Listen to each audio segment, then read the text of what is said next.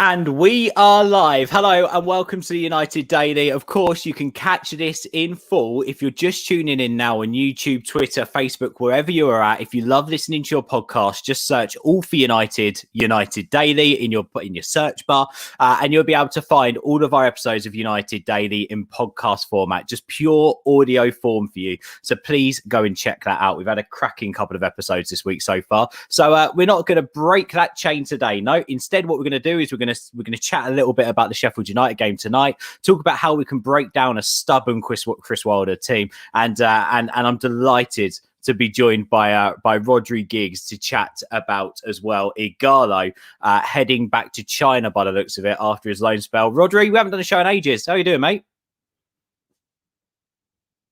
Oh, I can't hear you, mate. Sorry, let me quickly. Maybe that's me. Oh, can you hear me? I think your mic's disconnected. It says your mic isn't connected. So I think maybe there's a connection issue. If you want to just quickly jump on and have a quick look at that. For some reason, whilst we came off and on, it's disconnected your mic, which is odd. But guys, if you're watching this, get in the live chat. Come and get involved with the show. We're going to chat a little bit, like I said, about Ighalo leaving. How do you guys feel about the fact that we've slightly lost one of our striking options right now? Ighalo, of course, he was only here on a short-term loan. I think he's heading back to China. He had a good little spell here at United, didn't he? Semi-frustrating. He didn't get a lot of game time towards the end. However, let's face it, we've got a strong squad now, and and when it comes to shoehorning players in, Ighalo was always going to find it extremely difficult. Rhodri, you're back. I can hear the phone. I think we're just having a couple of tech difficulties there with Rod. I'll just take him out slightly, and then we'll bring him back in a second. But yeah, I'm happy for Ighalo. Ighalo joined the club as a boyhood Manchester United fan. We needed a striker. We were desperate for a striker. We bought him in on loan, and he was an option. At the end of the day, we needed someone with experience for the lads like Martial and Rashford and Greenwood to learn from. And Ighalo came in as a passionate fan. And whenever he was told to go out there and play, let's face it, he turned up. And I remember that performance when he came off the bench against City, where all we needed him to do was hold up the ball whenever the ball was punted upfield. And he did it. And he showed extreme passion in that game. Even if you watch back the Scott McTominay goal, his celebration, Ighalo's celebration, just shows how much the club meant to him and how much the club continues to mean to him. And then, of course, if you check out his social media posts, he's devastated that he's heading off, but he is a boyhood Manchester United fan. And I don't think the fact that he is, leaving the club is going to change that. So fair play to Ighalo. Ighalo, thank you. And I think, it's going to be interesting to see sort of where he goes next with his career. Does he stay in China, or does he get a move elsewhere? Does he want to come back to Europe? Does he want to come back to England? Are there any clubs in the Premier League or the Championship potentially that might take him on? But whatever happens, it was a good spell, and I think we've all just got to be happy as United fans that someone who is also a United fan got to live out his dream. I think it's a fairy tale story. It's movie stuff. Roger, have we got you back?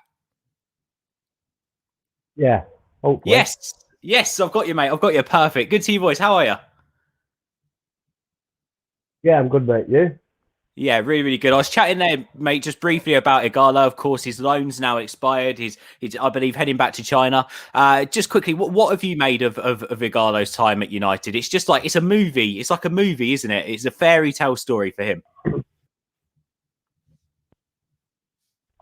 Yeah, it is for him. And, as I said at the time, it wasn't a permanent thing. It was just like a stopgap. Kept time like Cavani, but, Cavani's got a lot more quality.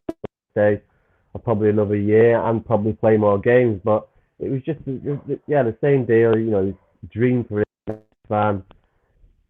He's obviously playing in China. He wanted to come back to the Premier League, and what better club to come back to Man United. So yeah, it's a perfect situation for him. And he did okay for us. He didn't really play massively, but yeah, he did. Like I say, it was a dream move for him, and it was a good move all around.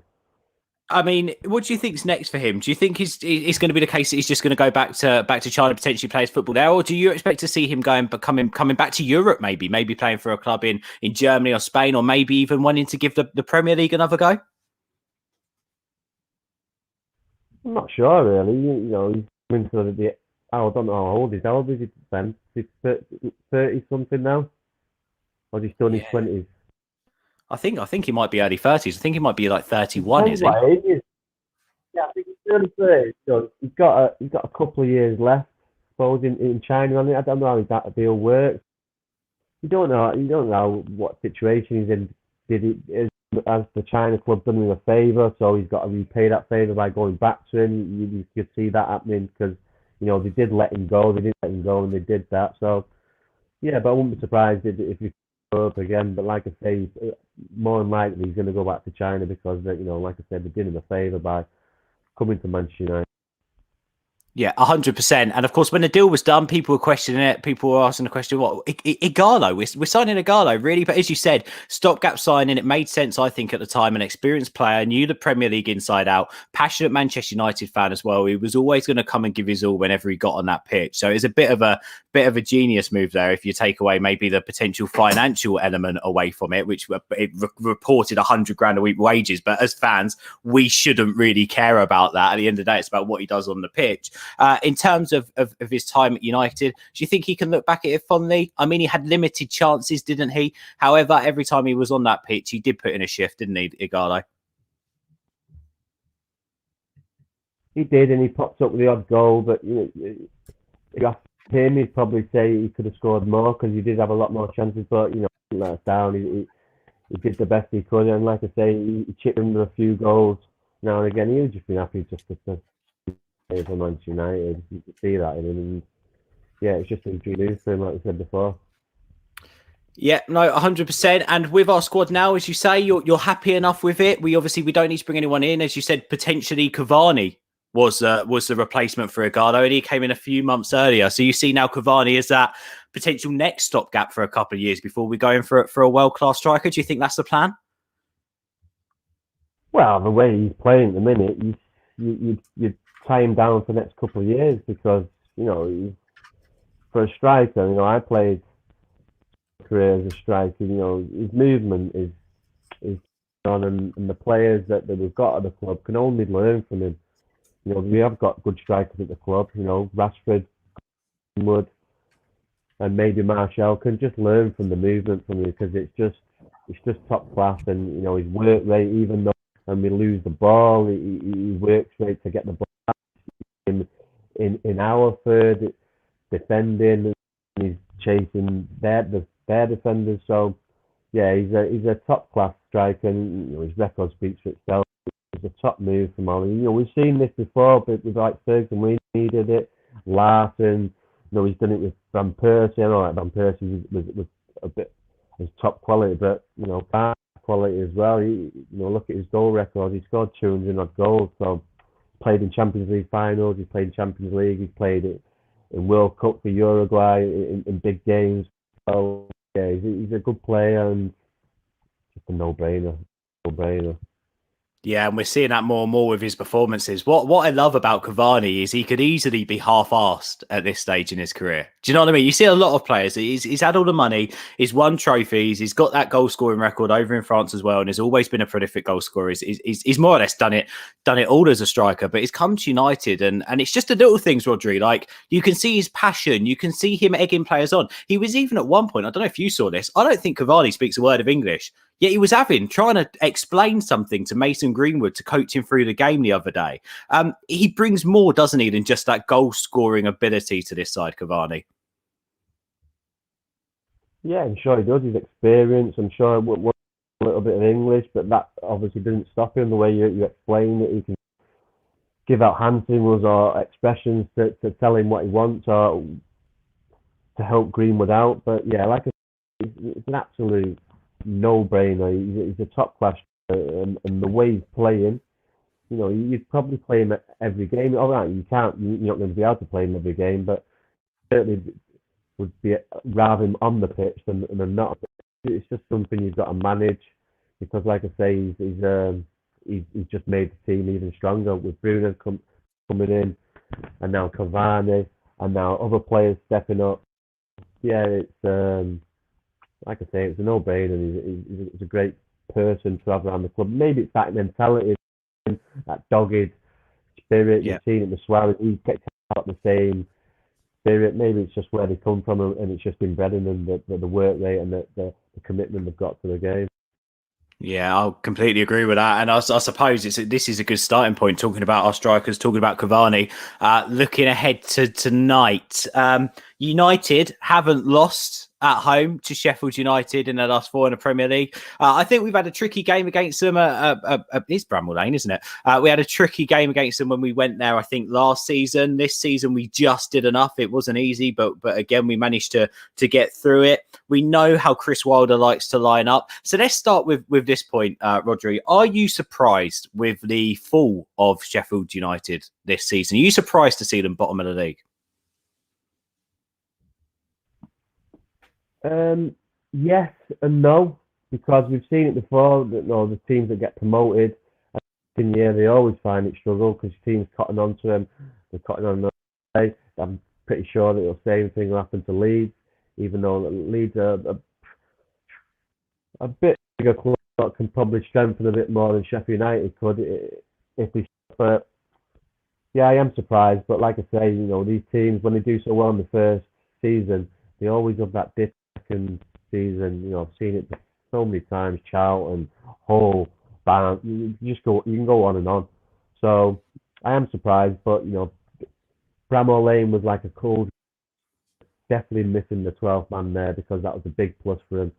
It's at Old Trafford tonight, so I don't expect it to be close. I expect Manchester United to come out strong. You've seen Ole Gunnar Solskjaer won the big game on the weekend, but can they now press on and forget about that game? Now it's gone. It's in the history books. We're into the next round. Now the next game is Sheffield United at home. Start strong and have the game won in the first 20, 30 minutes. That's what I expect, and we'll have to wait and see.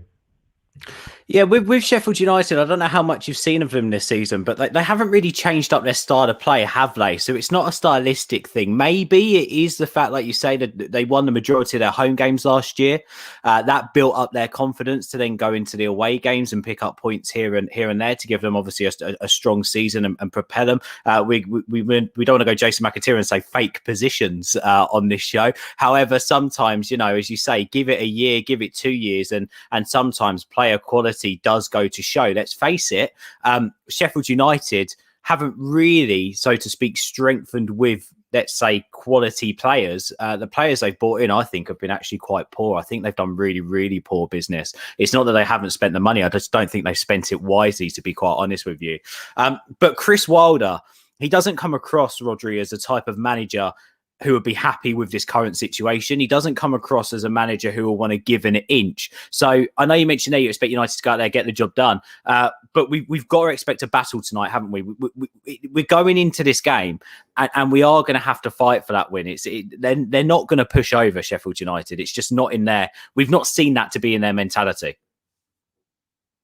No, it's not. But we should be worried about Sheffield United. We should be worried about Manchester United and how we start the game and how the pace and intensity that Sheffield United just can't live with, and not many teams can at Old Trafford if we start the way we start.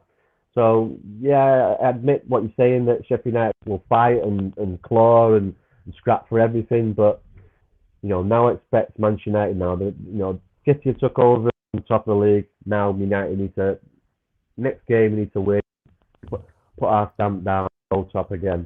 This is what it's going to be like from now to the end of the season. So we'll kind of see what type of characters we have got in the dressing room. We've always got a few good characters, but is there enough characters in there to, once we go second now, can we win the next day and go back top? It'll be constant battle, back and forth. That's what I expect. And like I said before, I expect United to start strong and really games done in the first half.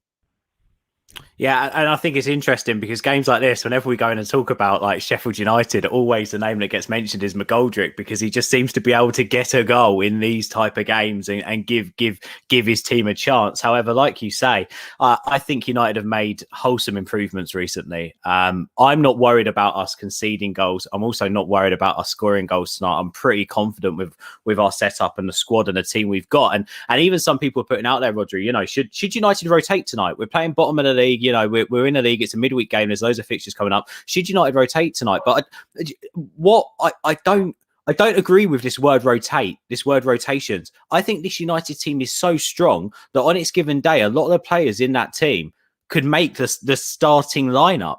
It's just what we do with the key players, the first names on the team sheets, the likes of Maguire, Shaw, Fernandes, Pogba at the moment, Rashford. Do you expect to see these guys all start, or do you think Ollie might rotate? And I use that with the inverted commas with my hands, by the way, anyone listening on just audio format. Well, he rotated on Sunday against Liverpool, so you got to trust the manager what he's doing. Bruno didn't play, Rashford didn't play, so people are still fresh. He's just mixing it up and bringing people out like the central midfielders. Sometimes he'll play Fred and McTominay, sometimes he'll play Pogba and Matt. It depends what kind of game it is, suppose, and what kind of individual they've got. And then he'll just take it from there. But he's handling it quite well. This rotation system, it's giving people fresh legs and just fitting the situation or which players come up against better, I suppose. Doing a good job at that so far. So you just have to trust the manager and see what goes with it. You're pretty sure Bruno was going to play. You're pretty sure Rashford's going to play because they didn't play on the weekend. You'd expect them to play. Maguire's a stalwart. The situation with centre half, if you play Bailly, that's one up in the eye for me. It'd be Bailly. Shaw's been brilliant. The Wan-Bissaka, and then you've got, does he play Martial? Does he play Greenwood? Does he play Arne? So all good situations to have as a manager, I suppose. I'd be interested to hear from you, Rhodri, what you think. Obviously, you coach and you've got such a great footballing brain. I'd just be interested to find out from you. Do you think that, Ollie has built so many good combinations within this United team, so many good partnerships that when we do make changes, it seems seamless? Like you say, Fred and McTominay have a partnership. They can play together. Pogba and Matic have a partnership. They can play together. Pogba and Bruno can combine well, so they can play further forward together if we want to make changes in the middle of the park. Do you think that's the big difference here, is that United at the moment have so many good relationships going on in and around that pitch, and there's some great combinations in there that when we do make changes and we do rotate, it doesn't seem like there's been heavy rotation. It all seems quite seamless. Well, this is why you probably feel a little bit sorry for Frank Lampard, because 3 months ago we were saying we don't know Ollie's system, we don't know this, we don't know that. It takes time, and then over the last 2-3 months we've started seeing it now, the system and what to do, and it just takes time. And obviously he's got to know these players who work better with each other, and he just and it's what can I say? It's blossoming, so, and it's working well. So it just takes time, and he's obviously got that time with the owners, and because some silly fan bases wanting Solskjaer gone. Now they've changed the flip the scenes because they obviously don't know nothing about, nearly swore then, they don't know nothing. They're just YouTubers. So it just takes time. It just takes time, mate. And it's giving him time, and now we're seeing people still say sort of sport. That Simon Jordan, Solskjaer, even though that he'll still be whatever. You just need, Lampard might have been as successful as Solskjaer, but you need someone in that time.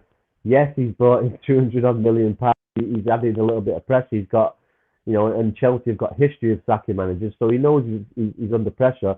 Where Manchester United, in the last few years, they've got a history of sacking him, but in the past they haven't. So they've gone back to that, and they're reaping the rewards. Yes, we haven't won anything yet, but we're in the conversation, and for me, I think we'll be in the conversation for next year. Never mind. So I'm happy as Larry at the minute. Yes, we could have been still in the Champions League. We had one poor game, and we paid for it. But we're the second. We're doing well. We just beat Liverpool in the FA Cup. So yeah, it's looking good. Onwards and upwards. And would you? I just want to ask a couple of questions just around sort of how we should go at it today, because Sheffield United are going to be without up to potentially 9 players, and they're waiting on 3 or 4 key players to come back with fitness issues to see what happens there.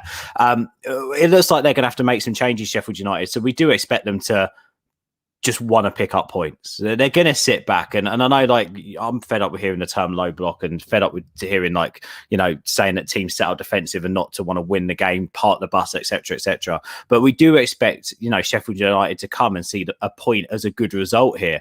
So looking at United's last couple of games, how we played against Liverpool in the Premier League compared to how we played against Liverpool in the FA Cup, what do you think stylistically different there? Because for me, it was how further up the pitch the defense was. The defense seemed 2 or 3 yards further up, giving us a chance to be able to break quickly. So, yeah, it'd be interesting to hear from you, Rhodri, what you thought of the differences between the two games against Liverpool.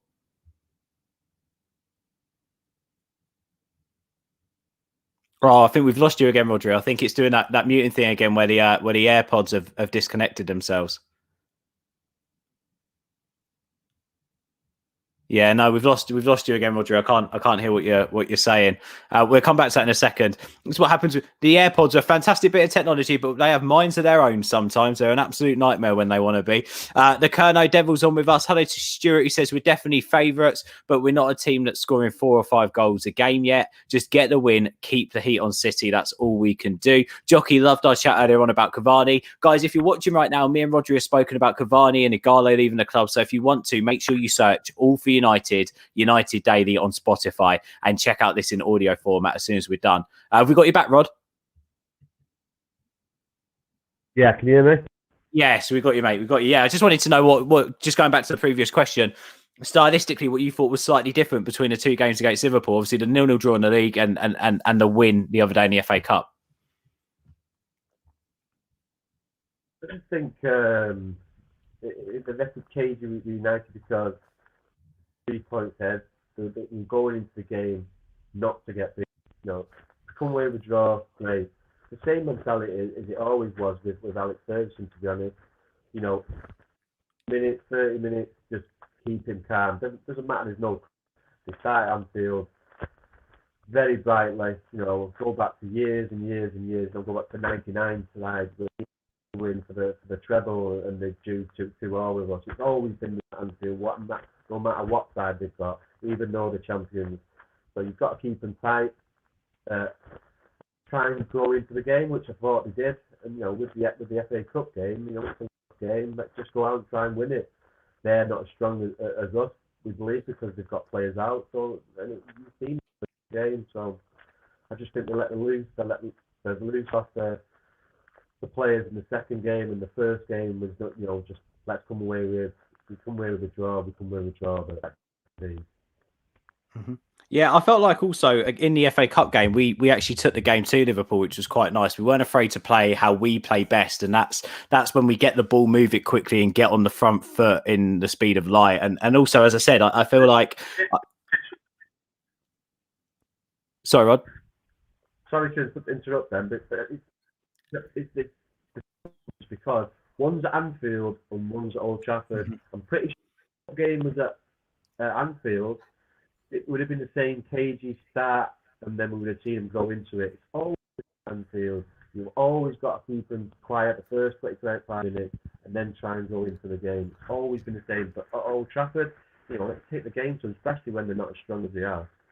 Yeah, and also you were right in saying in terms of the different competitions as well, like, let's face it, a point at Anfield isn't a bad thing in the league, but you can't get a point in a cup game. So you've got to go out to win it, and you've got to find a way to win. So you can understand also why the mentality is slightly different. Yeah. Extra time and all that crap that goes with it. Mm-hmm. Yeah, but Bruno came up with the goods again, Rhodri. Sensational free kick, wasn't it? Yeah, it's good management, mate.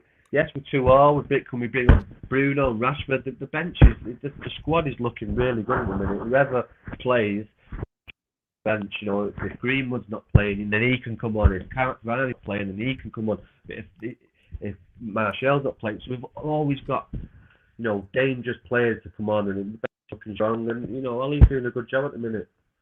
Yeah, no, spot on. Rhodri, so what are we going for tonight? Front foot, you said we need to see if we can get the game done in the first 15 to 20 minutes. Just quickly, do you think we might see Amad Diallo tonight? Ooh. Or do you think it's too soon? Possibly. He's definitely made an impression. I don't know what you've heard, Rhodri. From what how he's trained. all depends how he's trained with the first team. And if he's lively, then yeah, let's throw him in, let's get him in. But they'll assess that training because he's obviously been training with them this week. So assess it. If they think he's good enough, then he'll play on the bench. But if he's not, if he's a bit longer than they thought, in there, 7-10 days. So, but if he's like, I'm pretty sure you'll see him on the bench. See, I put this out the other day. Like, I don't think it'd be bad to start seeing him on the bench, even if he's going along to sort of get used to that match day atmosphere, to be able to watch from the sidelines and actually see how the game's playing out in person, to pick out those spaces, to understand the game, the Premier League game a little bit more. I think it'd be a really good thing for him. I don't agree with this whole argument that he needs to play 10 games for the under-23s before he can come into the first team. Like, the under-23s / the reserve league is not the same as what it used to be back in the day. It just isn't. The level and the quality isn't what it was. For instance, back in the day in 04, 05, 06, you know, if someone like Darren Fletcher or a player who hasn't played in ages, who's getting on a little bit, they can go into reserves and play a game. You don't really see that now. So when it comes to the physicality and it comes to these younger players really kicking on and, you know, and getting some proper leadership and thought and, you know, being able to play alongside professionals at the highest level, it just doesn't seem to happen nowadays with the under-23s. So I actually think the best place for Diallo to develop is with the first team. The best place we're going to see Diallo sort of take strength and really adapt to the game is by getting minutes. And hey, if we can get the job done, I think, Rhodri, like you mentioned in the first half, give him 10 minutes. You don't have to give him half an hour. Give him 10 minutes. Give him 15 minutes. Let's see what the boy's got, because the boy can't take a chance without being given a chance. And he's at the best club to be given a chance. I don't know what you think about all that, Rhodri. No, like I say, it's been slide in training, but you've got to remember now, you've got to worry the players that you've got in the squad as well. You've got you there. You can't just, you know, toss them out of the squad if it's someone else. He's got to work his way in. You know, sometimes the squad had in-house games that are better than any other 23 games. So that's what they might do to get in a few minutes, you know. But yeah, like I say, if he's doing well in training, then I'm pretty sure you'll see him on the bench, or pretty sure you'll see him on the training squad pretty soon. All right, Rhodri, quickly score prediction for tonight. What do you think? I'm going for 3 or 4-1. 3 or 4-1. Nice. So concede one, but overall, overwhelm them. I expect us to come right out of the blocks. You know, after Sunday's win, out of the window, I need to get top of the league and see it in the players and start off and put United under real pressure early on, and then see where it takes. And when we usually do that, the result speaks for itself. That's what we're for today. The players, the big.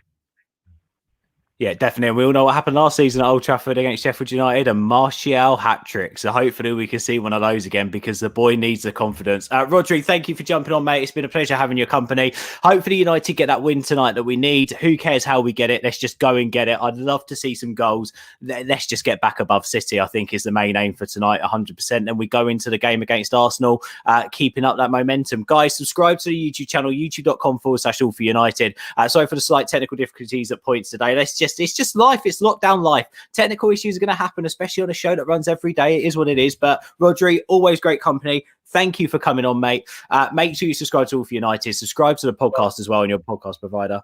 And we will speak to you guys soon. Take it easy.